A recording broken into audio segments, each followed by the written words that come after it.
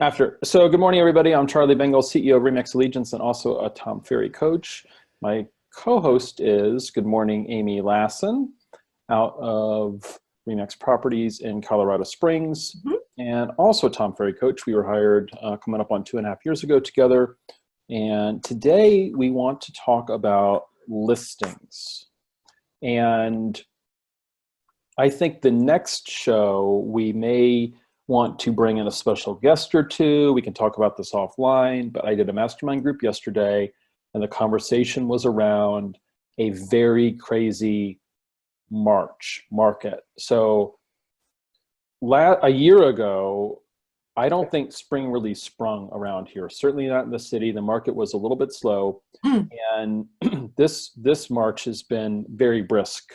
mm. Listing 10 offers, 20 offers. We're seeing this, which is pretty abnormal for March. So maybe it's a conversation next time around writing winning offers, right? Tips and tricks around that. We always want to give our clients, the knowledge, whether it's appropriate to, not do a home inspection, to waive that contingency. We get into waiving of appraisal contingencies and whatnot. So conversations around all of that. And I think this is something that will be a good topic for the entire Remax Allegiance market. Because I just got off the phone with the Remax Allegiance associate in Hampton Roads, 3 listings last week, all under contract, within a Wow. week. So it's definitely a brisk market. And I said, doesn't this seem busier this year than last year? And she agreed with me. Yeah. So anyway, but let's jump into listings. So Right, because I think the question is, for those watching right now this week, mhm. is your listing brisk? Like, do you have a lot of listings? Because knowing that if you get one, it'll go under contract quickly for top dollar is one thing. Yep. But are you one of the, jealous ones who says, geez, I don't have any listings? So that's what today's about. Yeah, and I mean, we had a discussion. Part of the discussion yesterday was, buyers right now are really hard. Yeah. Yeah. It's 4 and 5 offers to get a deal through. Yeah. If they don't skip out, right, and say, Yeah. this is too much, right, I got to wait. Yeah. So we wanted to start by talking about listing process. Yes. How do you define a listing process, Amy? Ooh, I love these questions you come up with. I think something repeatable. When you have something that you follow consistently, it makes you so much more efficient, but it gives a consistent experience to the people that you work with, and Mhm. it tends to generate more referrals. Okay, and when does that listing process start? Like, are we talking like in the listing appointment, or when you first get the call of, hey, I'm thinking about selling dot, dot, dot? Yeah, I think it's first contact, and maybe we even take it prior to your entire listing process tends to bleed into how you generate leads for listings, right? So, first contact and before. Yeah, yeah, I like it. Okay. So when so for the group, we always prep for these calls, generally the Friday before. We don't come on and just wing it. Um, We so, could. We'll call it the Wing It Show. well, I think we could, especially if we had like questions from the audience and stuff. We talked about how we treat listing opportunities, Mhm. and do we treat the opportunities of a come list me Mhm. the same as, hey, I'm interviewing 3 agents and you're one of the 3? Oh my goodness, yes. And you had a couple of examples, and I had a few. Hmm. I recently had someone say, well, I don't have to do a listing presentation for so-and-so because they're my buddy from high school.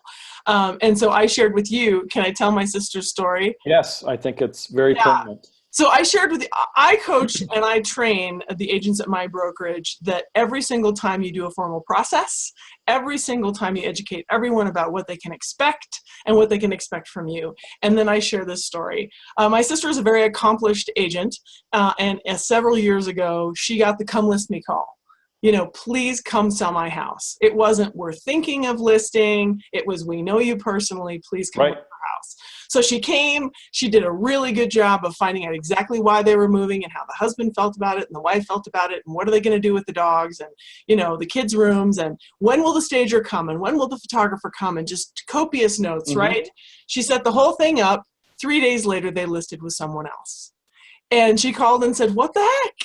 They knew one another. Yeah, they knew each other pretty well, right? Right, right. Yeah, yeah. And they said, Jen, we love you and all, But this other company, they just had so much marketing.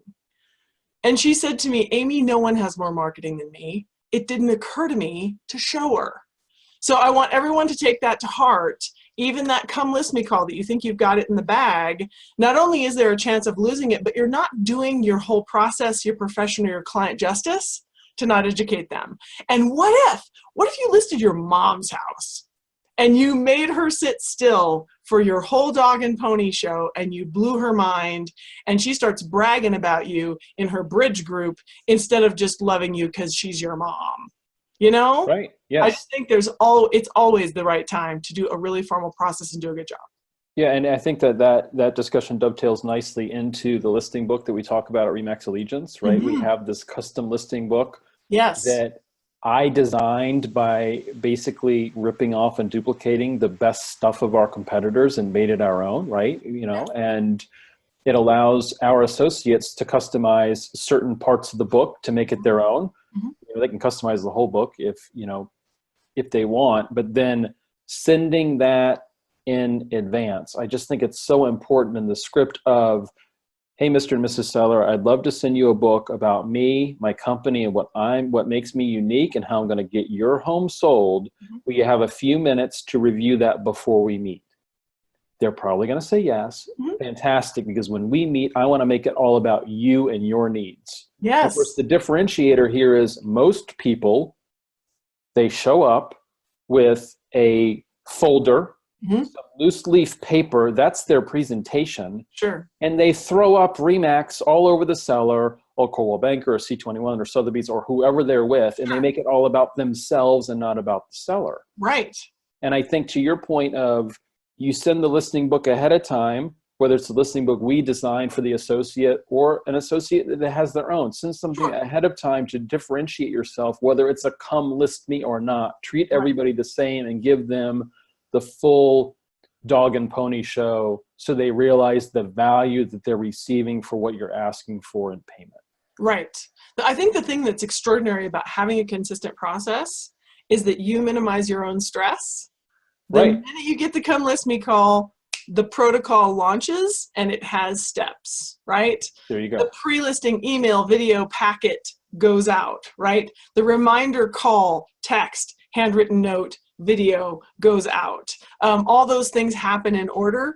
You know what to expect from yourself and your process. You tend to have a bigger wow factor, more consistent outcomes, and much better referrals. So I think for every reason, this is a treat that you will give yourself. Good. So do we have a process we can send our audience members? Absolutely. Absolutely. Okay. So those of you that are listening, if you want a listing process, if you have one and it's not exactly what you want more ideas, you want our process, send me an email, charlesbengal@remax.net, and we will get it to you. I'm asking you to inquire, so then after we send it to you, we can follow up with you and see if you've implemented the process and how it's working. I don't want to just send it to 400 people. I want to be able to follow up with those who actually want it and plan to implement it. So we talked about the listing book. Yeah. We also wanted to discuss today the importance of educating the client on the direction of the market.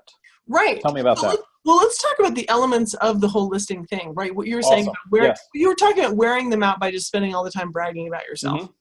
It's ideal that you are able to promote yourself with your testimonials, with your past successes, with your company successes, and do that prior. That would be helpful. But no matter what, you need to touch on that. They need to know who they're working with, who you work with matters.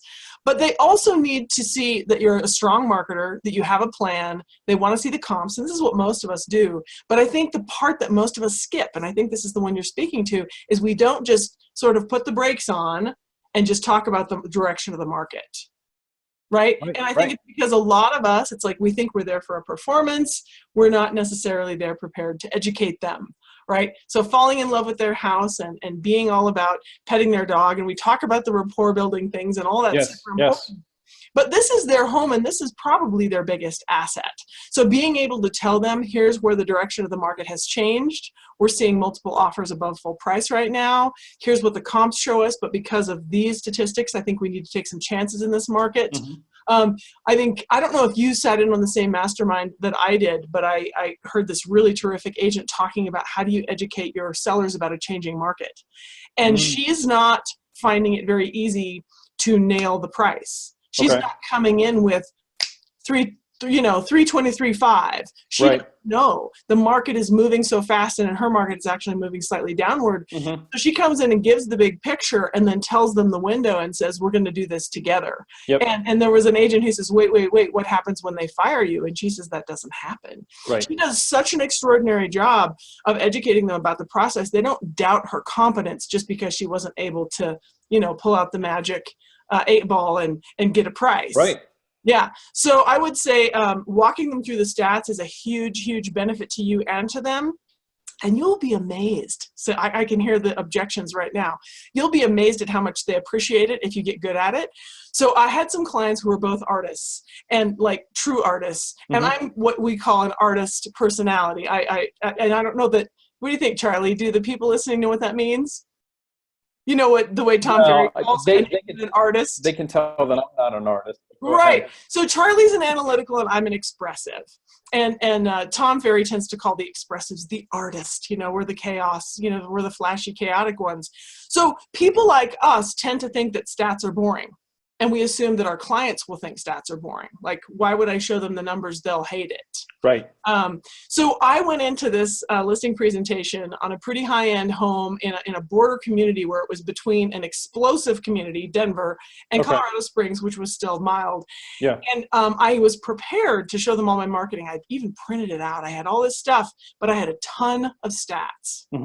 I walked them through showing trends. I walked them through market trends.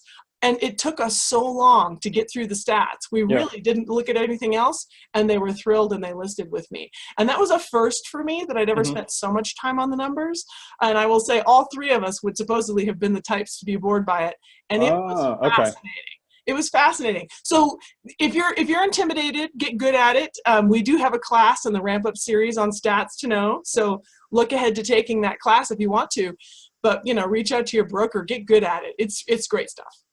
And I like that. And the agent that we were speaking about a minute ago, doesn't she go in and part of her script is this idea that she's in partnership with the sellers to get them to the outcome that they want, right? This is a partnership. It's not a dictatorship, right? On either side, frankly, right? Sure. And I think that resonates well with people. On the mastermind that I held yesterday, I was surprised at that we were talking about pricing, and some of the agents were saying, that they still struggle to price a home. And, some of the ones that said that are very experienced, seasoned agents that, you would refer your mother to. Right. So it was interesting to kind of hear this weakness. And there was a discussion, one of the agents, she oftentimes has an appraiser come in and he does almost a mini appraisal before she goes on the listing appointment. So, that's one little way to go, and you're using a third party, and it may be, it seems to me that could be, bringing in another expert is always a good thing. And I can see that a seller would be impressed by something like that. Sure. And he even puts together the comp package and everything else. And so, I thought that was interesting, but I like the idea of a partnership to help sell your home.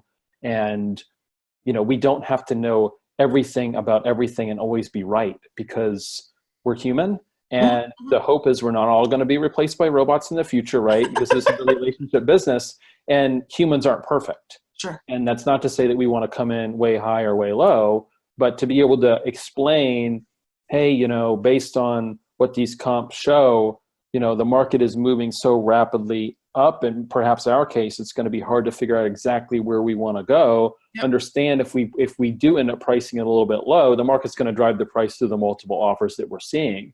But then if you're showing them the data, then oftentimes, at least I've noticed, if I'm uncertain, they get why I'm uncertain, right? Sure. They can see the same stuff and they're like, well, what you're saying makes sense. Yeah. Right. I mean, I get where the uncertainty is coming from. Yeah. So that almost gets into nicely about, we talked on Friday, how honest do we want to be with a client? And I was suggesting to ask, sure, hey, Mr. and Mrs. Seller, on a scale of 1 to 10, one me being a sleazy lying slime ball, and a 10 me being brutally honest,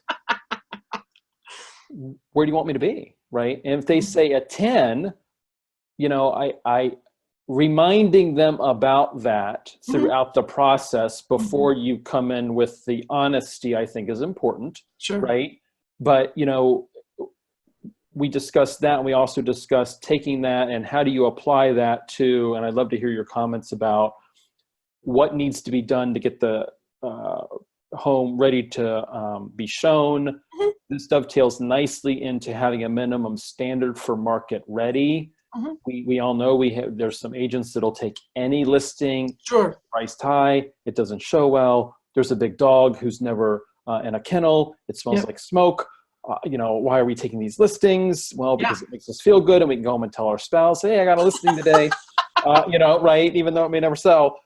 So where are you in this honesty script, if you will, and where are you when it comes to this idea of having a minimum standard for market ready? Okay, great questions and unrelated. So the honesty thing, I love your script. I think those listening need to be a little bit careful, because if you have somebody who is going to push back on you and be difficult, reminding them that they promised you could be honest won't fix it in the moment. That's going to be maybe a little bit confrontational. And if you have someone who's compliant, you won't need to remind them that they said it was okay that you could be honest. Right. So I like the script, but I wouldn't use it like a club. You really want to, this is a big challenge with our clients, whether you represent the buyer or the seller. When it comes to a moment of stress and conflict, what is it? Conflict arises when expectations differ. Okay. Right. So I would say the most important thing is that you set and reset expectations so that these conflicts don't arise. Because if you're having to argue with your own client, that's a break in your relationship, and that's a break in your partnership. And I think we've all had it, where you feel like your client is the problem, right? And they probably feel like you're the problem. I've had that happen. Right. So the way you do expectation setting is with a pre-listing process, a strong listing process, and then don't say, I already told them. Retell. Like the major elements of it when they arise, when it's time for the home inspection, remind them. A home inspection takes 3 hours, and you do need to leave, and you do need to take the dog, right? Don't say, I told them once, why weren't they listening? Right. I sent them the video, it's their fault they didn't watch it. No. So I would say the most important thing is to set expectations. But I love your script about asking about honesty, because I think you're getting their permission to be honest in the moment. I just don't think I'd bring it up again, because I think it might be too heavy-handed. Okay. So minimum standard. Oh my goodness, this is such a good one. And I've really totally borrowed this from listing agents in my market who that's their specialty. Listing is their specialty, and they have a reputation for being excellent.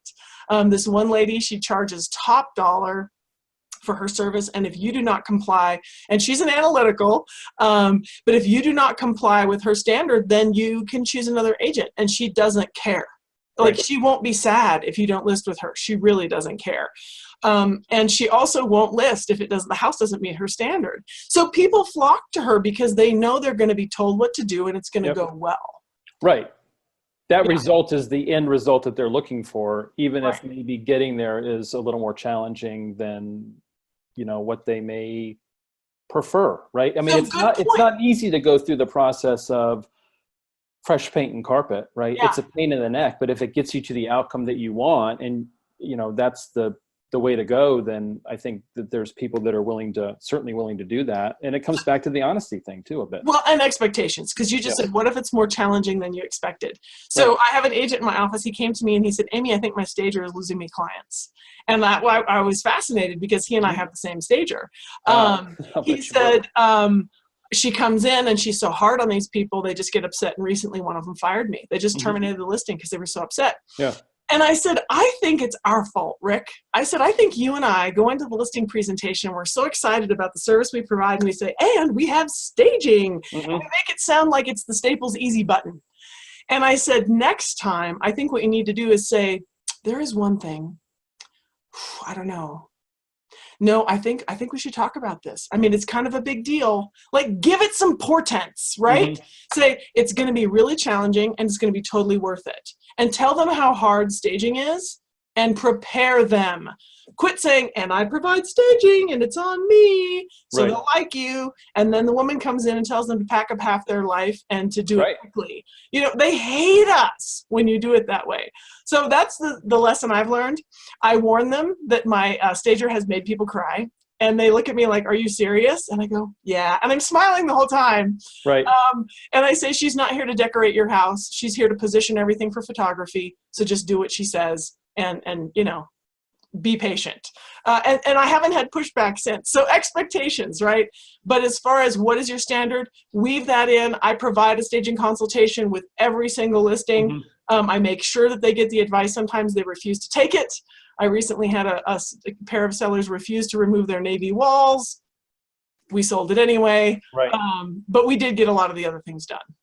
Good. Yeah. So that was kind of my final question is a stager involved in this minimum standard for market ready? Are they somebody that is able to deliver the bad news as long as we're setting the expectation that there may be, in other words, are you going in and saying, you know, the shag carpet and the pink paint have got to go?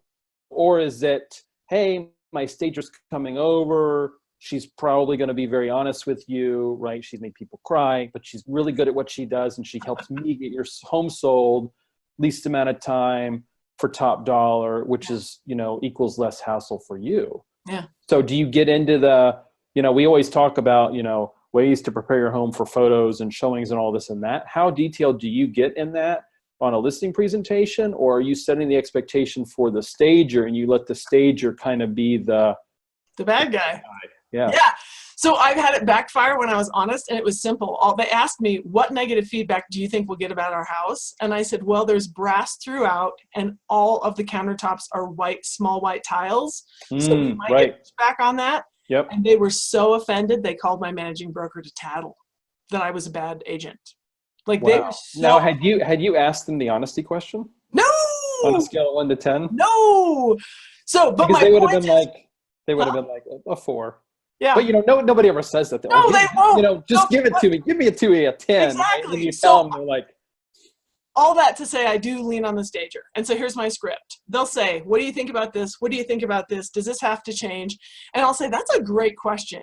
And I will tell you, I rely on an expert for all these questions because she is the absolute best at positioning everything best for photos. And unless, depending on the rapport with the person and how much you know that they can handle it and they need some honesty, I'll give some honesty in the moment, but I tend to defer to her.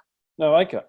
You're a team of experts. I like it. Team of experts. And I say, design is not my strength. It isn't. So I hire an expert. I do, and I provide that service. Good. Okay. Yep, and it's true. We have a few minutes left. Okay, good. This is my list. What else you got? Okay, so let's I can't believe we're done. Are we really done?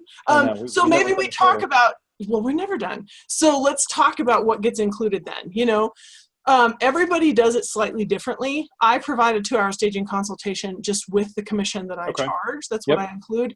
I include the photography. Other people do not. I've heard different things where they have the client pay for it, or they have a marketing fee, or they have the client pay for it up front just in case, especially with higher end listings where there's going to be a lot of cash out of pocket for the agent and possibly going to sit. So they get that cash up front and then they'll reimburse them at closing. It's like, yes, I do provide this, but not up front. Right. I have gone so far as to do the staging that involves furniture. That's not a huge part of my business, but when it gets that involved, I have the client pay for it, just flat out. Yeah, I think that, so around here, I would say that professional photos, and good God, I hope we're all doing professional photos. Please. I'm not to the point where I can say for thousands of deals, all RE/MAX Allegiance will have professional photos, because I know someone's going to list, you know, the trailer for $59,900 and take the photos with the iPhone. So that's why we just haven't made it, you know, this company-wide standard. But I hope we're all doing that. And I agree that, at least in our market, typically staging, if it's done, it's paid for by the client. I will tell you that in downtown DC, even the cheaper condos, $500K is a cheap condo, they're almost always staged, right? It's very rarely vacant because of it just does not show well. And then there's also the online services, of course, that they'll do the virtual staging. Mhm. And the one that I'm thinking of, I can't remember the name of off the top of my head, Oh, there's but Box Brownie. that That's- one. Mhm. There's some agents in our market that are doing that Mhm. because at least it gets people in the door. And then, obviously when they get there, it's not staged. But I think it's important to, I'm not a fan of vacant listings. And I think we all know that when the buyers are there, they really struggle to visualize their own stuff in a completely vacant listing. They cannot do it. And of course the rooms look smaller. They don't look bigger like you would think. And, it just is a problem. So, Well, and those who are listening who have not used a stager, I would tell you, even in a furnished home, it's a miracle what 2 hours of someone advice can do. It's phenomenal how much better it looks. So I strongly recommend, if you're not using a stager consultation to start, it's going to feel good. It's going to really, really make a difference for you and your clients. And not to mention, you basically, for a couple hundred or a few $100s, you have somebody else being the bad guy.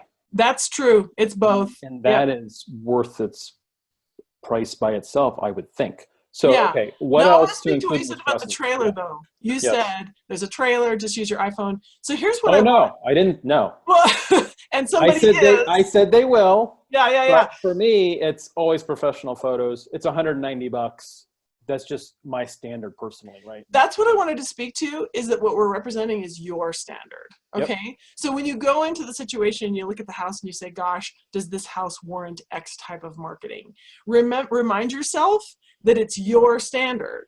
Right. Like, everything that goes out with your name on it represents you. So do the best that you can to not take listings that you think are below your standard, and hold your standard. Now, in my market, years and years ago, I had a friend in my office who told me that his standard was going to be to always use a yard arm. I don't know if you guys have those, one of the tall yard arm signs. Oh yeah, that's typical in this market. Okay, so it's typical in yours. Typical in Metro DC. The stake signs in Hampton Roads. But anyway, okay. Well, and stake signs are standard where I am. But he said from now on, I will always use a yard arm, and it's my signature. It doesn't depend on the quality of the house. Right. It represents me. Yep. So you will always see my listing with a yard arm, and those are expensive. They're hard to store. But he was committed to that. We have another thing in my market, which is an interactive floor plan. It's kind of a virtual tour. Yep. So then the question becomes, if you have a 1-bedroom, a $600,000 structure. Yep. A 600 square foot structure with a single bedroom, do you do an interactive floor plan? Well, then it just doesn't make good sense. But in every other way, you don't dumb down your marketing just because it's a less expensive property. So that's what I would say is, you decide on what is your standard. My assistant used to say that to me. Does this one get the Amy Lassen standard? And it was a silly question. Yes, they all do. But something that was so small to not get an interactive floor plan, that would be the exception. So I will tell you, I will be the exception to your exception. If I list a 1-bedroom condo, they're getting the Matterport 3D. Oh, That's nice. the minimum. They're getting the professional photos with Matterport because it comes with the floor plan. Yeah. And I cannot when I'm looking for a property, it drives me nuts to have to visualize it myself, right, through the pictures. And here in this market, that's $450 Matterport and photos. And on a $500,000 condo, totally worth it. I can justify it, right? I mean, and I hope a lot of other people can. If you're in a different market where your average sales price is really low, then I get that the marketing starts to really eat into your commission. So every market's different, but I like, what is your minimum standard, and, establish that and own it. And so again, everybody, Charles Bengal at remax.net. If you would like a copy of the listing process, we will get that to you. And any last minute parting thoughts? No, I think that was I guess the parting thoughts is, follow a process. You'll love yourself. You'll be so glad you did. Yes, a process leads to sanity. So, and I think that you have a class. I don't know if we presented it with our group yet, but Sanity Saving Systems. Yes. We should probably talk about that one day. Right. And we also have a class in the Ramp Up series. One, we have a pre-listing, and we have Art of Listing presentation, both. So be looking for all of those. Good. Awesome. Good seeing you as always. I will talk to you soon. Everybody, thanks for tuning in. Take care. All right. Bye. All right. Bye-bye.